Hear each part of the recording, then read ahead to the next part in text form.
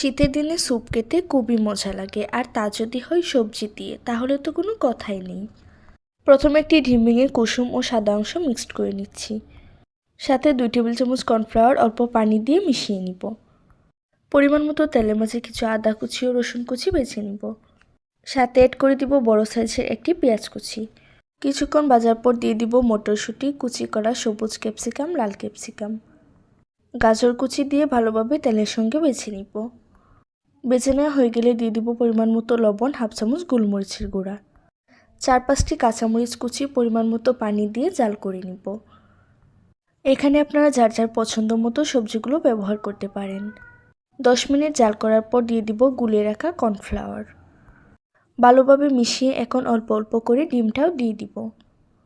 ডিম দেওয়ার সময় অনবরত নাড়তে হবে। 1 টেবিল চামচ সয়া সস দিয়ে আবারও ভালোভাবে মিশিয়ে নিব। আরও 5 মিনিট জাল করার পর চুলা থেকে নামিয়ে নিয়েছি। স্যুপটা কতটা সুন্দর হয়েছে আমি তা পরিবেশন করে দেখিয়ে দিচ্ছি। সহজভাবে আজকের রেসিপিতে শেয়ার করলাম ভেজিটেবল স্যুপ। ভিডিও ভালো লাগলে আমাদের চ্যানেল সাবস্ক্রাইব করবেন এবং পেজ ফলো করবেন। আল্লাহ হাফেজ।